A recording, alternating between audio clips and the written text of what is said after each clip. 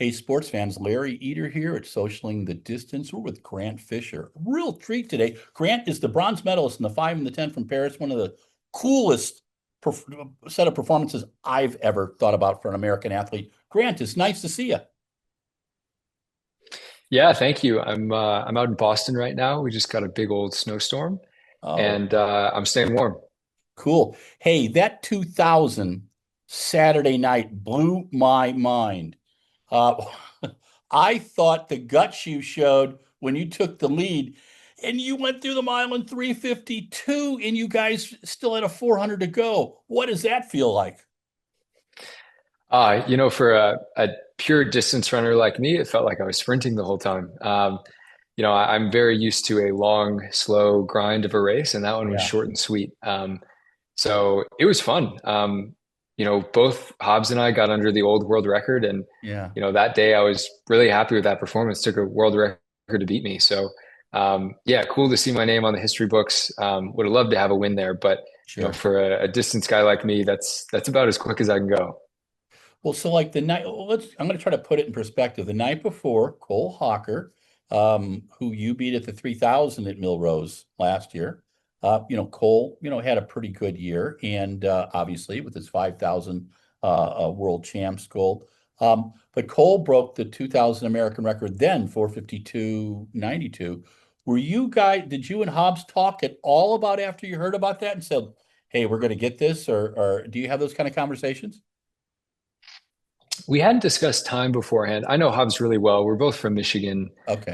We're both training in Flagstaff right now, and so I know him very well. Good. No, we didn't speak about the time. Going into the weekend, even before Cole's performance, I thought it would take something around 450-ish to win that race. Yeah. We had some really good mile type athletes. Hobbs was one of them. Another guy was Jake Whiteman, Yeah. former world champ in the 1500. And uh, for me, coming down in distance, every step after a mile, I think increased my odds to win the thing, and every step shorter, it kind of decreased my odds closer to their sweet spot. So Yeah. I knew I wanted it to be kind of a steady grind of a race and not Mhm. like a sit and kick type race. Yeah. Um, the time kind of worked itself out. I think Yeah. we expected to run quick just because that's what it was going to take to win. Um, I think we probably ran a little quicker than most people expected. Hmm. Uh, but yeah, it's kind of cool. I guess the world top three times now are Americans, which is cool. That's just amazing to Or me. actually, that's not the case. That's not the case. Only the top two, I guess. Yeah, Yeah, yeah, yeah, yeah, yeah. Because you yeah, got yeah. no, you've got and you had five national records in the race. I thought it's such an exciting race, and it really set up an incredible last 45 minutes of the meet too. I mean, the meet had been very good up till then, but boom, I thought it really took off. Um, what is your perfect distance? Is there a perfect distance for you? Uh, Because I'm always curious to see what athletes think of that. I look at you and I see, I think you're just scary over a 10,000, but I also think maybe it's the 3 to 5 area in there where you seem to really be able to put it together. Do you have an opinion on that? Probably depends on the part of the year I'm in and what my training has looked like in the build. My favorite distance to race is the 3K Okay. or 2 mile. They're about the same thing. Yeah. That's just a fun, shorter distance for me where, it's not quite like I'm sprinting or feeling like I'm right on the edge like I am for a 1500 or 2K. Hmm. But I still feel like it's long enough that I can play into my strengths a little bit. So 3Ks are fun. You can run one, you can run another one a few days later. That's not really the case for a 10K. If you run a hard 10K, you're kind of you can't really run another good 10K for maybe 10 days Yeah. after that. So you can run a lot of 3Ks in the year, and they're kind of a short and sweet and fun event to do. Um, Historically, my best event is probably the 5K or 10K. Hmm. We don't really run 3K that often because it's not an Yeah. Olympic distance. But yeah, my favorite event is about 3K, 2 miles. My historically best event is probably, uh, I'd say internationally, I think I've had higher finishes in the 10K. So I'll Hmm. go with 10K. Okay. Um, Next week you're running a 2 mile. in one of the hottest fields I have ever seen in 30 years. Because I was kind of, I keep notes on everything, right? And um, I'm looking at the people in that race, and Ray Flynn, the meet director, just like our friend Mark Wetmore up in Boston, they are so good at putting together, orchestrating the meets, the schedule, but also the athletes competing. That 2 mile next week is going to be a barn burner. What's your thoughts on that?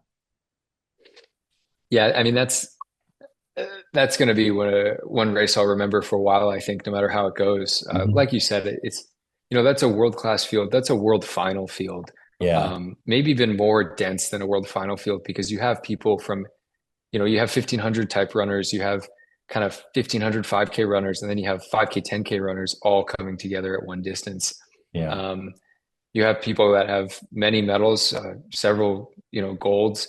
The field is very well decorated, and that's another case where I think it's going to take about or under the world record to win that race. So I don't think anyone is too worried about the time. I think it will just turn into a fast race, Cool. and it'll be fun. As an athlete, I don't really know how long my career is going to be. I don't know how many opportunities I'm going to have to race the Yeah. best guys in the world. And I feel good right now. I feel fit. So I'm excited. So I Cool. think, there's 10 guys in that field that would be a headliner at any other meet. So it's going to be fun. Cool. I want to take you back to the 2000. Over those last 2 laps, what was going through your head? So the last two laps, I was just trying to squeeze the race as hard as I could. At that point, I'd been running, pretty close to my top speed for quite a while. Yeah. Um, and I had glanced up to the video board, and it's kind of nice at some of the bigger races. You don't ever have to look around to figure out what's going on. You kind of glance up at the big screen. Yeah. So I glanced up on the big screen, and I saw that I'd shaken out everyone except one guy. Um, I wasn't positive who it was, but I had shaken out everyone except one. So Yeah. I figured if I could just keep on the gas, I could get rid of this final guy. Did not turn out to be the case. Hobbs had a nice burst of speed down the backstretch, and I went to go with him, and just the legs were too tired. But yeah, those type of races, I tried to turn it into my type of race, which I mentioned this earlier. It's just a grind, Yeah. and I outground everyone except one guy.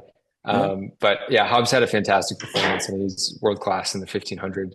And yeah, I mean, he handily broke the world record, and it's fun to say I was under two.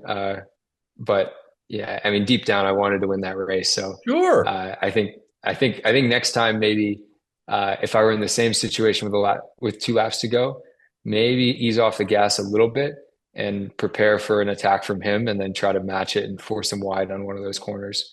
But in the moment, I think I ran that pretty well. I think you did too. I also thought you showed class afterwards. Uh, what I really like and what's really important, I think, for all the young athletes that are watching are so into track and field is how classy you are with your competitors, how they are with you. And I think those are the messages that are so important in this day and age. So thank you for doing that because I think it takes a lot of composure at the after exhausting yourself like that, it just is cool. I wanted to take you back to Paris because I didn't really get to chat with you about that. Are you okay with that for a couple minutes? Yeah, absolutely. Cool. Watching it from it was the 10th Olympics that I've covered. Unfortunately, I sent my team in and I had to kind of manage everything. But I've watched both the 5 and the 10 several times, and each race had such a different approach. And you're racing with the best in the world, and you get 2 of the 6 available medals, pretty dang good. How did you talk to yourself about that afterwards? Yeah, each of those races, I went through very different emotions. Mhm. The first race was the 10K, and Yeah. I'd been very close to global medals in the past, Yeah. but I'd never gotten them. And this sport is really on the international level defined by medals at the Olympics specifically and at Mhm. World Championships. Yeah. And So it's something I'd thought about and dreamed about and wanted for a really long time and been close, but not quite in the past few attempts. So the 10K was first, and you know, getting my first medal was just incredible. It was relief and excitement, yeah, at the same time because I'd built up this moment in my head so much, and you only have one shot at it. Yeah. It truly is that way. I have 4 years to wait now. Well, I guess less now, but from that moment, I would have had 4 years to wait until another opportunity, and you just don't know what the future holds. So I understood the gravity and kind of the scarcity of that opportunity, and yeah, finally getting a medal, and they give you your flag after the race, and you get to do a big lap after, and that was the biggest crowd I've ever been in front of. Um, I'd been to the previous Olympics in Japan, and it was during COVID and there were no fans. And Yeah. so this was my first like real Olympic experience. And oh man, just magical. Like That's cool. that's the stuff you dream about. And so I was super happy after. Um, and yeah, it was equal parts relief as well, just because of how much pressure I had put on that moment. The 5K was a little different. So the 5K was more pure joy because I had I'd already gotten my medal, Yeah. Yeah. a second medal was just kind of icing on the cake. And I wanted to give it a good shot and, try to get another medal. But, if I got bounced in the rounds of the 5K, I'd still walk away from that Olympics pretty happy with my 10K medal. So, Sure. um, yeah, after getting the 5K medal, that one was just excitement. That one was joy. No relief there because I had kind of checked my big goal off the Yeah. off the boards, and um, yeah, again, you get your flag again, you get your medal ceremony again. My friends and family were there for the first time. They Oh weren't at the man. previous Olympics because of the rules, and yeah, just fantastic stuff. Okay, here's my first question about competition. If you're talking to a room full of high school and college athletes, what would you tell them about keeping yourself under control in that last 400, 200, and a 5 and a 10? Yeah, at high pressure races, everyone knows that the last lap is where everything sorts itself out. So, um, in general, when the lap, people like to make moves at kind of mental, like key points in the lap. So people like to make moves at exactly 400 meters or exactly 300 meters or 200 meters, 100 meters, whatever. So you kind of have to be ready for everything. Um, in those races, usually when the bell rings, it's such a wake up noise, a wake up call, and so many people have envisioned that bell that people go hard right there. So I would say kind of weather the storm there, especially if it's a distance you're not used to or somewhere you're not as comfortable, a new level of competition, kind of weather the storm with 400 to go, feel things out. People often attack on the backstretch, cover those moves. The race is rarely won with exactly 400 to go or on the backstretch. It's always won, with 120 to go or 50 meters to go. It's those really latter stages of the race. And if you can maintain your composure and feel like you have one extra gear to give, it makes a really big difference physically and mentally. Um, you know, when you throw down your big gear, your move to win the race, you don't want that one to not do anything. You want to kind of save that for late. Um, and I think just mentally, the mental feeling of thinking you have another gear to give just keeps you a little bit more relaxed, and you actually can run just as fast than when you're really trying to give it and force that final top end speed. So if you watch the Olympic 5K and 10K, um, even if you watch the World 5K and 10K this past year, those races are won really late. Like it's the person that makes that last move super late down the backstretch that wins the race. And you have to be in fantastic shape to be able to do that. But tactically, uh, usually you can move a lot later than you expect. And the key is not to panic early and throw down your cards too early. Yeah, I remember asking Bernard Lagat that after '07, and because he moved with 50 meters to go. And I said, why did you hold off so late? He said, Larry, no one can react, you know? And it's to me, the 5 and the 10 are moving chess games too. So that's why I find them so fascinating. How did you get involved in the sport? Oh, I was a soccer player growing up. Okay, My older sister was a soccer player, and I wanted to be like her, so I played soccer. cool.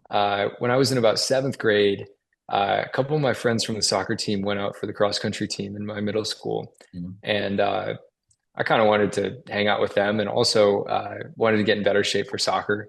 So I went out for cross country, and we probably ran 5 or 6 miles a week in cross country in middle school, and I enjoyed it. It was really Yeah. fun.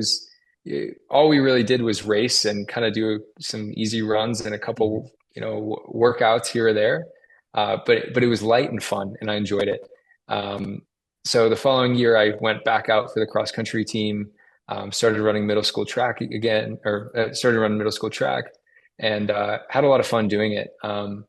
Funny enough, I wasn't really into the distance running when I first started.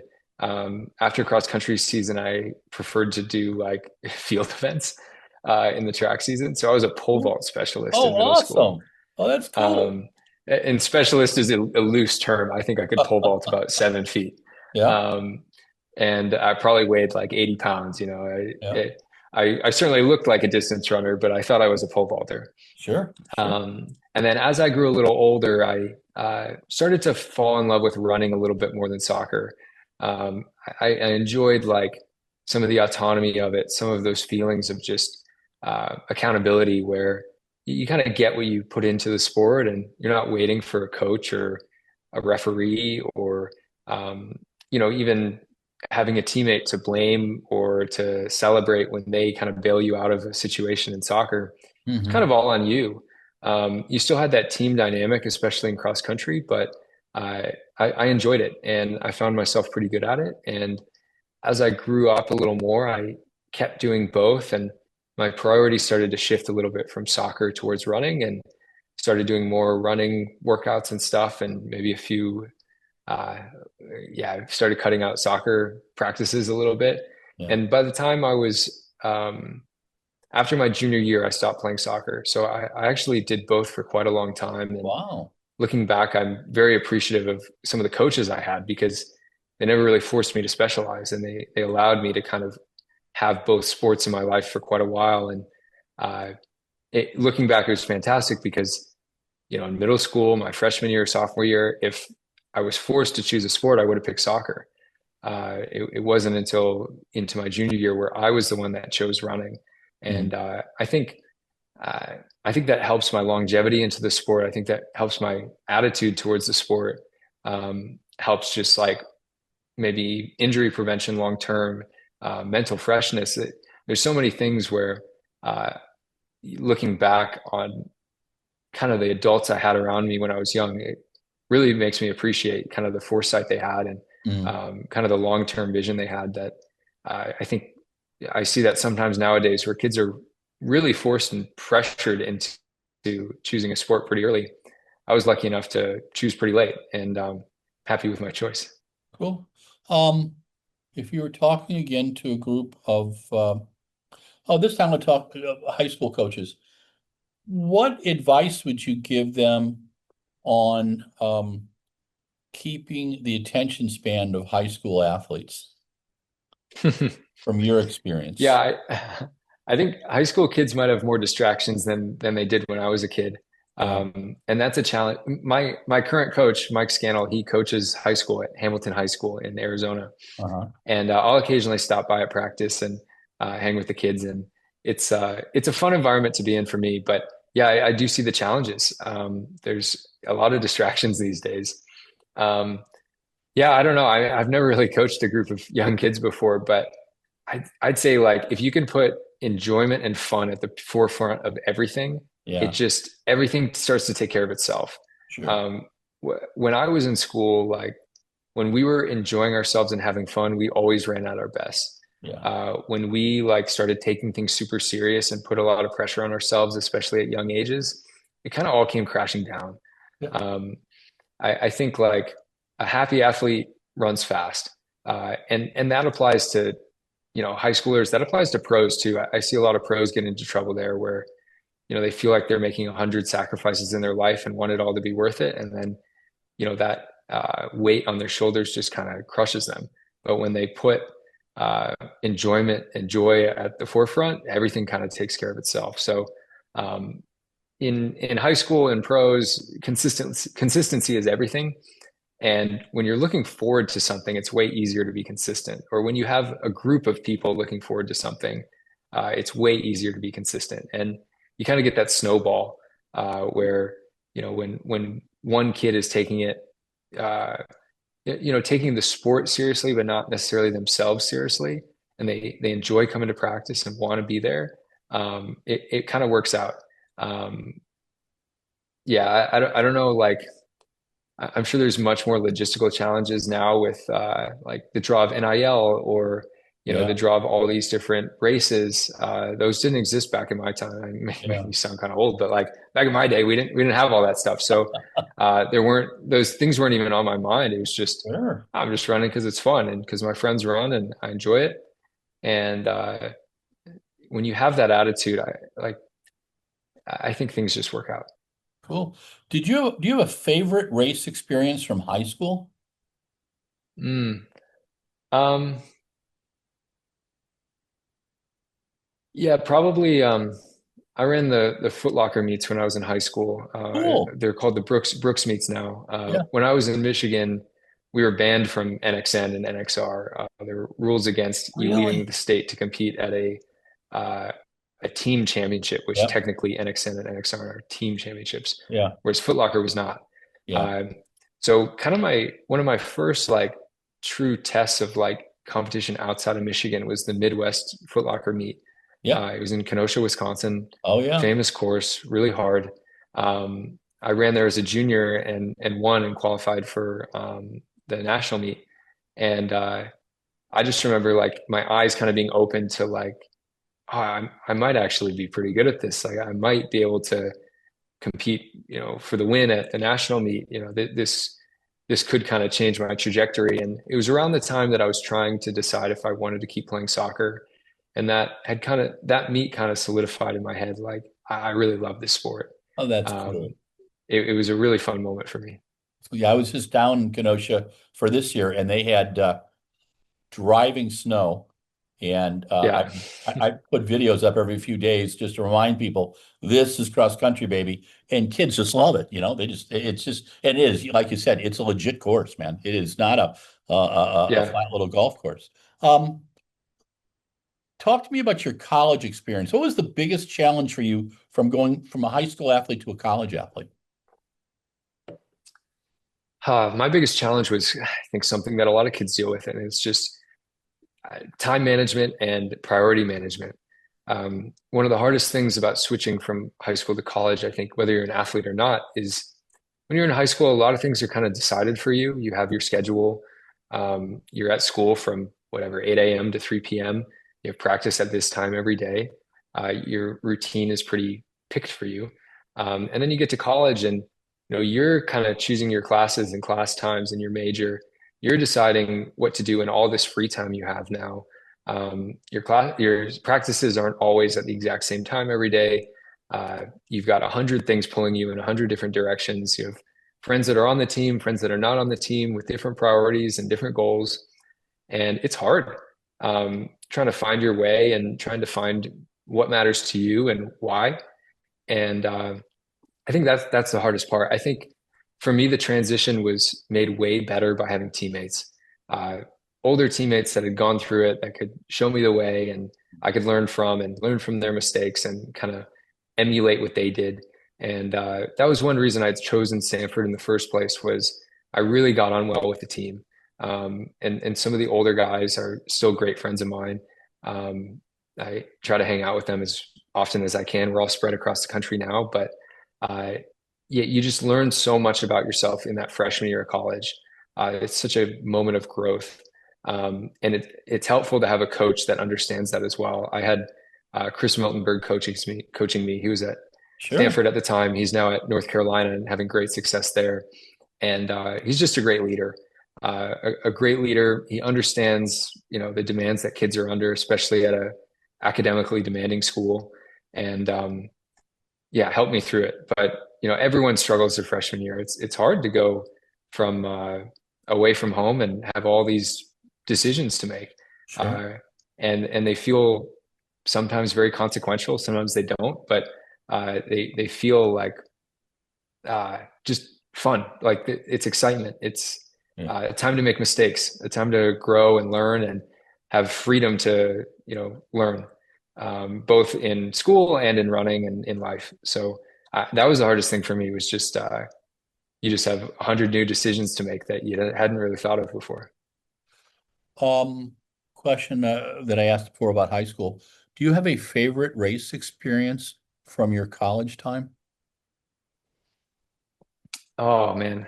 Uh, Probably the first time I wore the Stanford kit. Um, so it wasn't like a great race or anything, but I had planned to redshirt my freshman year, um, and my coach had planned as well to redshirt me my freshman year. But I started running really well in practice in the fall, and we thought we might have a pretty good shot at the NCAA title that year. And we had a long discussion about it because I wanted to preserve eligibility if possible, and my coach did too. And I'd redshirted through the first half of the season, and I finally put on the Stanford kit at Pac-12s, which I guess doesn't exist anymore. But got to wear the kit. I think I was maybe 11th or so at Pac-12s. One of the hardest races I've ever run. Yeah. Uh, by running an 8K on the grass against all these older guys, big moment, like looking down and finally seeing your team on your chest. It's a really cool moment. I think a lot of kids, I guess I'm not as tapped into the high school scene now, but it's a big dream to go to a Division I college Yeah. and wear the kit. Yeah. And Stanford was a dream school of mine, and to wear that S on my chest was really cool. Felt like I was part of something, really contributing to something.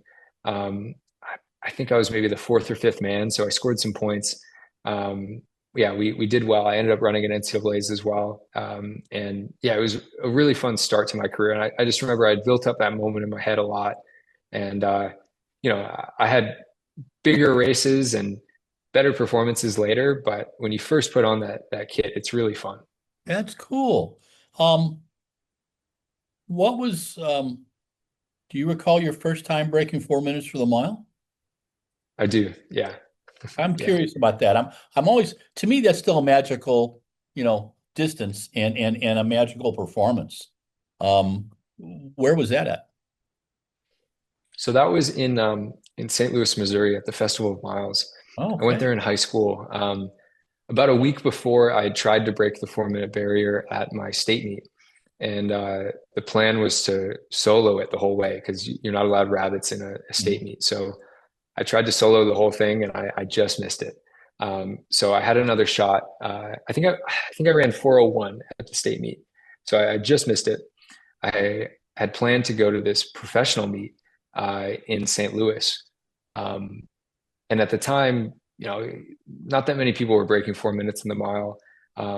There was a guy in my class named Matthew Maton who had been rolling that year, and he actually broke four maybe 2 months before me. Oh, wow. So it was a big goal of mine to do the same. And yeah, I remember going down there. It's a long way from home for a high schooler to go from Michigan all the way down to St. Louis. I'm in a pro meet. Let alone I hadn't even really been to college meets before, and I skipped a level and went to a pro meet.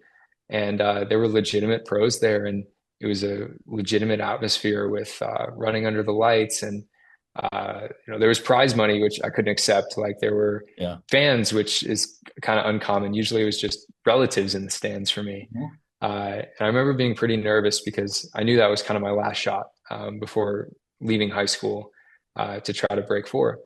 And I barely got it done. I ran 3:59. Really, really big moment. All the pros there were super supportive and happy. And yeah, it was really cool. That's stuff I won't forget. That's awesome. And then you went pro with Bowerman Track Club. Is that correct? That's right. Yeah. And tell me about some of your experiences on Bowerman. You know, some of them relate back to my conversation of the transition from high school to college. The Sure. transition from college to pro is challenging. Yeah. Maybe not like life and socially, but uh, you know, you go from having a team, a very concrete college team, to having pro teammates who I was lucky that everyone was pretty team oriented, but at the end of the day, everyone was making their living off of this. So there was a little more individual pursuit than there was in college. And the level was really, really high. People trained incredibly hard, harder than anything I ever thought people could do. And I was thrown in with the wolves and had to adapt quickly or get left behind. And sometimes I did get left behind, but sometimes I stuck in there for as long as I could. And I learned a ton from some of the older guys on the team. Um, you know, when I first got there, there were two athletes that were in town because most everyone was still racing through the summer. Mm. Guys that were coming back from injury. One of them was Evan Jager, Oh, and one of yeah. them was Ryan Hill. Okay. And they both became kind of mentor figures for me Oh, cool. and remain really good friends to this day. And they kind of showed me the ropes and, you know, taught me how to be professional and, you Yeah. know, how to take things seriously, how to show up with a pro attitude every day. You know, it doesn't matter if you got dropped yesterday. Today you show up and you do your best. And yeah, I just learned a ton from those guys. And as the rest of the team filtered in after their track season, you know, guys like Mohamed, Lopez Lamong, Matt Centrowitz, former teammates, Sean McGordy, like all those guys Yeah. kind of lifted me up to a new level. And so the amount of growth that I felt my first year as a pro was unbelievable. Uh, and the team was awesome. And the coaches there, Jerry Schumacher and Pascal Daubert, Yeah. you know, they worked us hard. Oh, yeah. We trained as if basically we were all Olympic medalists already. And because some of my teammates were, Yeah. several of my teammates already had global medals, and I wanted to be just like that. So I hopped right in there and, you know, straight into the fire. And looking back, it was really fun. There were moments that were incredibly hard. There were long, long days where I was just, you know, getting beat up, getting discouraged. But you know, looking back, I'm proud of how I kind of handled all those moments. And you know, eventually, I turned into the older vet that was Yeah. teaching the younger guys and showing the other guys the way. And yeah, kind of full circle stuff. But yeah, I've good memories of that first year on the team. Yeah. Mo is one of my favorites. I interviewed him after his global medal in Doha, and he set a record for F-bombs in a medal Mm. interview. And I still Yeah. tease him about it. My son was recording it, and you can hear us laughing, but he didn't, later he said, Larry, I didn't even know I was doing it. He was just so genuinely happy. And, observing those races, like as you have, what you've gone through to get your medals. And it was really, I felt a very honest appraisal by Mo. And I just got to see him at the Southwest Regional, and that was really fun. And I got to see Brian at the U.S. Champs now as a coach, and that was really fun to see too, Yep. and watch the Yeah. kids with him because it's really neat to see athletes, in your generation now giving back to the sport, right? Um, the decision to leave Bowerman, a club that you loved, I think you did it respectfully, and you did it with a way of saying, "Look, this is where my next part of my journey is." How do you characterize that? Yeah, that was a very tough decision. You know, I'd had great success under Bowerman. I just described how fond I feel about some of those Sure. memories and some of the people that were there. But it felt like it was time for me to branch off and try my own thing and really do a super individualized training system. Yeah. Um, you know, when you have 15 people on a team that are really high performers, it's kind of tough to tailor the training 15 different ways, Yeah. just from a logistical perspective. There's great advantages to being on a team. You know, you have people to push you. You have people to get you out when you're feeling tired or don't want to go for a run that day. Um, But there's some small disadvantages in that, you might not have the same attention to detail that you can have when you're on your own. And I wanted to try something new going into the Olympic year in 2024. Mhm. Um, so in my head, I was trying to start from scratch, essentially, like take everything I've learned and apply it to a blank slate. So I learned that I was a good responder to altitude, and I like training at altitude. So I moved to altitude. I had figured out roughly what my body responded to with respect to weight training and strength and injury prevention. So I started working exclusively with the person that had kind of developed that system that worked with me. Okay. Um, I felt like a strength-based, threshold-based system I responded really well to. So I found a coach that was on board with that and wanted to train me that way. I was starting to lean way more into data and blood lactate and heart rate and stuff. Sure. So similar, my coach is very into those things as well. Um, there were a lot of things that I kind of uprooted. One thing that I truly miss is having that big team, that kind of Yeah. family feeling.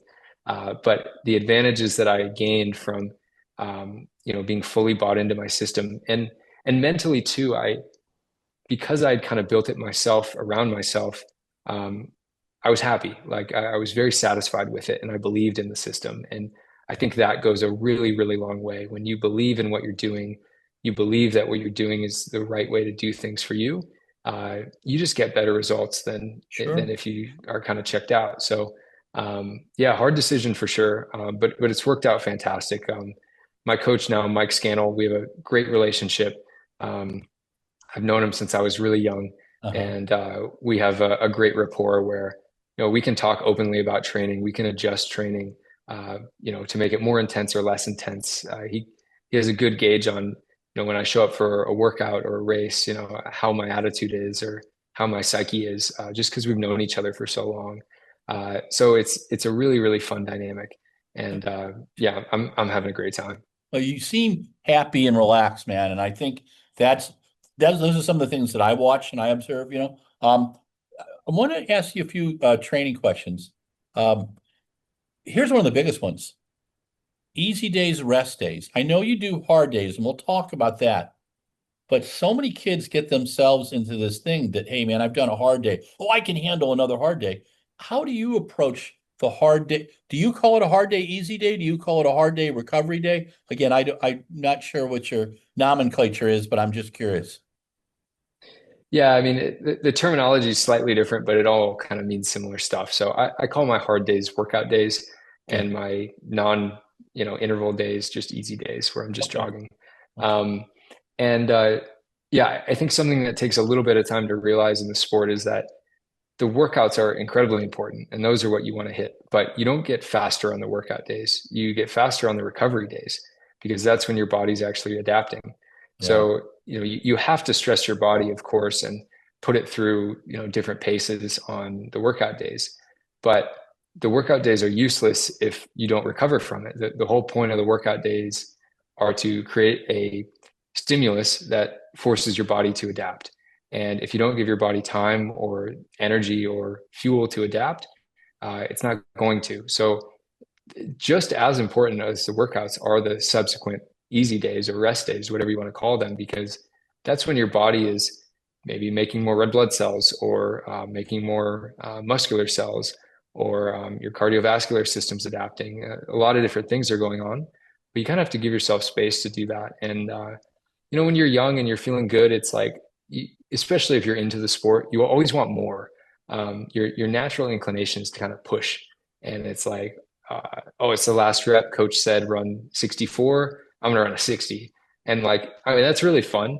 But when you look at the big picture, it's all about the long game. It's all about like consistency and maximizing those adaptations. And I think now with how much people are measuring training on the pro side with blood lactate, with different threshold zones, heart rate, um, I think all endurance sports are kind of embracing those metrics now, and people are seeing more and more how important those recovery days are. Um, I think another reason people are paying more attention to it is like wearables are way more common now, sleep trackers, Yeah. and you can kind of see, things that you weren't able to really see before. And yeah, it becomes clear after a while that you can't go hard every day. It just beats you down, and you really don't get the same adaptations as you do if you go kind of hard on some days and then follow them with some easy periods. In your typical, oh, if there is typical training, because you kind of move stuff Mhm. around, in a build-up period, what type of mileage are you experiencing? Standard for me is about 100 miles a week. Okay. Um, and how I get to that 100 kind of varies throughout the year, but a very common schedule that I'll use is um, intervals on Tuesday, intervals on Friday, and a long run on Sunday, and then everything else being easy runs. And depending on the part of the year, if it's base season, those intervals are often threshold, longer reps at a lower intensity. As I get closer to a race, those intervals will become more at race pace, Hmm. and kind of race simulation type workouts. But you don't need as much of that as you expect sometimes. It just a couple sessions of running at race pace often prepares me pretty well for an actual race. Hmm. So the majority of my weeks and the majority of my workouts are at lower intensities, good quality, but a threshold intensity. What is on your easy days, can you share kind of the pace that you're running your easy days at? It varies a ton. Okay. It When I'm differs by feeling good, season, right? Yeah. yeah. If I'm feeling good and fresh, I might run those at 6 minute pace. If I'm just after a workout, I'm a little tired, I might run 7 minute pace to 7:45 pace. Okay. It also depends on the terrain. I live at 7,000 feet in Park City, Utah, and so Mhm. if I'm on a flat trail, you can run a little quicker. Yeah. If you're going up and down, you just can't go as fast. Sure. I'm in Boston right now, for example, and we just got hit by like a 15-inch snowstorm in the past 24 hours. So the runs are just a little slower. They just are, just because of the footing, and that's just how it is. I think easy run. The most important thing is just not to go too hard. Yeah. And when you live at altitude, it's very clear when you're going too hard because yeah, the intensity just shoots up really quickly. At sea level, I think sometimes people get the intensity a little wrong, and the thing to avoid is going too hard. I think going too easy is much less of a concern for pretty much anybody on easy days. So did you get out into the Boston Commons today? I did not. Last time I was in Boston, I walked the Freedom Trail and Nice. had Yeah. had a good time over there. This time there's too much snow. I'm staying in Cambridge right now, Oh, good. so I ran over to the river with one of my buddies that I train with named Sam Gilman, and the river path was a little snowed over. So we ran over to Harvard, and there's a loop that is often cleared and plowed that's about 1,000 meters. And so we ran around there and then came back. There you go. Good. You just got to be Yeah, careful. I know I've been getting caught there in a lot of snows, and did a couple runs with Bill Rogers there back in the old days, and those were always something that you keep in your memories. Um, you have survived 35 minutes. You doing okay? Do we have about another 5 to 8 minutes? oh yeah, absolutely. Yeah, All we're right. good. And Grant, thanks so much. I'm having so much fun learning about you, and I just again, I explained that my interviews are pretty organic. I never prepare questions ahead of time because I don't know how it's going to go, and I'm always curious Sure. where we're going to go. So the you were talking about your interval days. Could you describe without you don't have to tell me, I'm running 2,000 meters at this pace, but like, hey, I'm doing 2,000 meters and it's around race pace, that kind of a thing, and what your recovery time is in between. I'm just kind of curious early season, and then where are you at the end of the season? So early season, those interval days will often be broken up into double threshold, Okay. which is a very in vogue term right now. Yeah. But the idea of them is that you can do a lot of running at a high quality pace with not too much built up fatigue and too many consequences in the following days. So Mhm. for the early season, Usually I'll do about 6 miles of threshold work with a warm up and cool down added onto that. So Okay. the my standard warm up's usually 3 miles. My standard cool down is usually 2 miles, and then the intervals will add up to 6 miles. So it'll be something like 3 times 2 miles or 6 times a mile. Okay. Or sometimes I'll do time based. So I'll do something like 10 times 2 minutes or 10 times 3 minutes, something like that, where the the goal is to run fast without basically crossing over past your threshold. Okay. Um, it can get kind of you can get kind of in the weeds about the definition of threshold and blood lactate and heart rate and you know the anaerobic and aerobic energy system production, but roughly I try to keep that around, yeah, just under threshold. And then in the afternoon, I'll come back and do a similar workout where I'm doing about 6 miles of Mhm. quality with a warm up and cool down. Now, as the season progresses, those workouts will turn into, yeah, stuff more at race pace. So, uh, for example, like going into this 2K that I just ran, a workout I did to lead up to that was uh, 3 sets of 4 times 400 off of 60 seconds rest. So 12 total 400s broken Yeah. into 3 sets and 60 seconds within that set.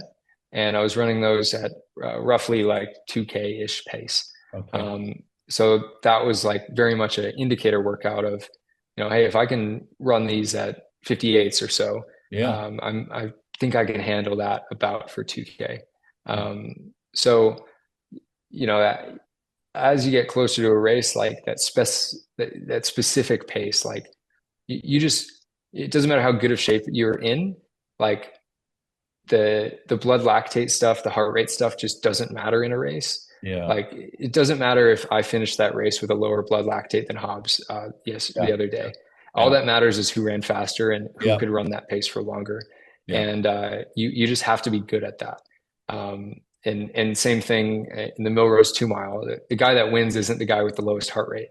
The guy that wins is the guy that is is really good. They're the best at running Mhm. probably about 60-second pace for about 8 minutes. So yeah, as you get closer to a race, you just have to run that race pace. So it's a little different if I'm targeting a 10K later. If I'm Mhm. running a 10K later, then I might do something more like 10 times a K Yeah. at roughly 10K pace off of Okay. like 2 minutes rest or Okay. a minute rest or 3 minutes rest. Um, and that's really like the last maybe 3 weeks in the lead up to a race. What are your long runs like?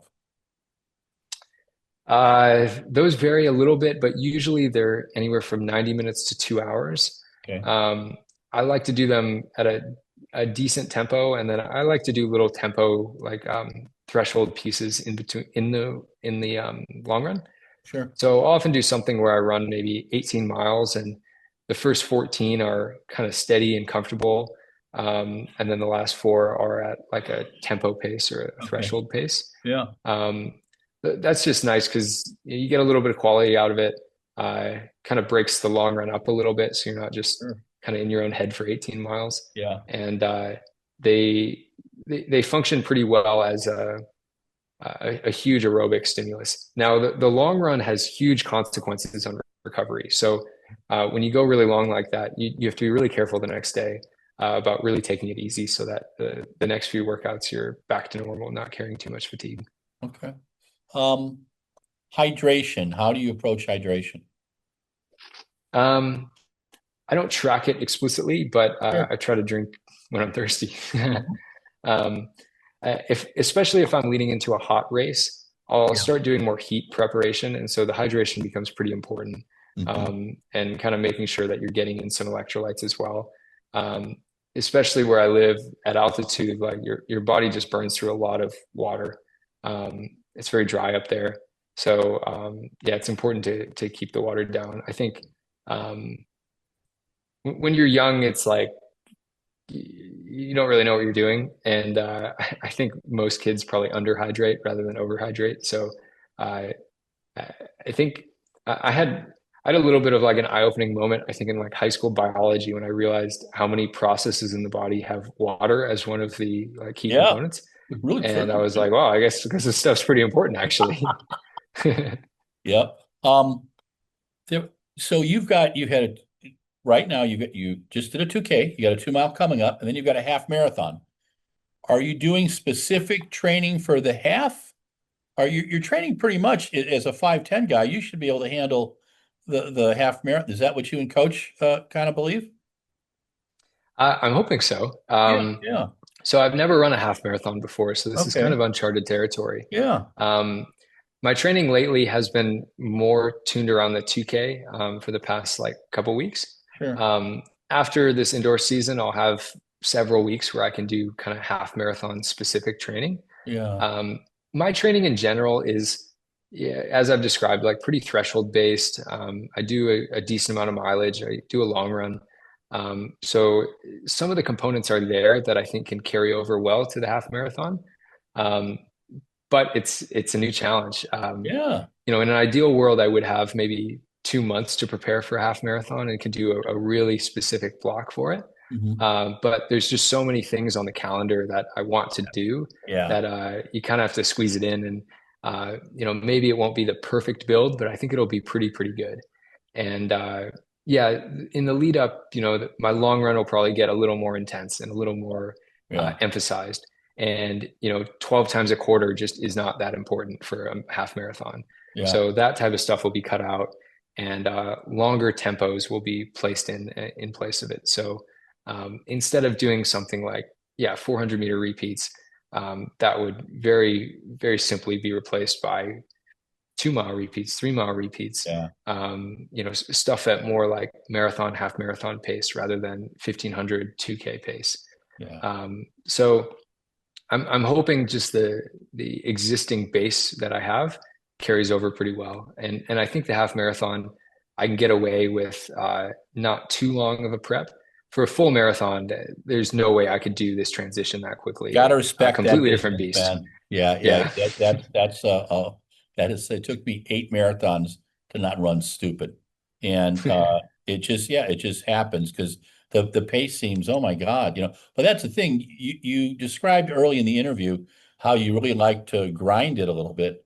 If you're able to do that, you're going to kind of go in this half marathon. I go, yeah, they're run okay, but oh God, I do workouts faster than this. And it's that 45 to 55 minutes area is a real interesting place to feel when you're coming from the track. But I think you'll do fantastic, and I'll be looking forward to seeing you there too, Grant. But hey, thank you Thank so you. much for taking the time today, and I really enjoyed your race. You showed so much guts, and I love how you focus, and I love how you take on new challenges, and I think that's part of the journey with life. And congratulations on getting engaged. Very happy for you. That's really cool. I thought the way you put it up on Thank you. Instagram was really neat, and I live vicariously through all you guys and girls, in the sport, and just kind of I enjoy that people feel comfortable including some of their personal life on those things, but I also think I'm old school. I think there needs to be limitations because everybody's allowed a personal life. I'm as I tell Ryan Krauser that one time, I said, Ryan, I am not People Magazine, man. I want to know how you throw the shot. Everything else is cool. It's what you want to talk about. That's great. So, but Grant Fisher, thank you so much. We were with Grant Fisher today. This is Socialing the Distance, and Grant's running a 2 mile next weekend at Millrose that should be epic. And he just ran an epic 2K. Grant Fisher, thank you so much. All right. Thank you, Larry. Appreciate it. Thanks, man.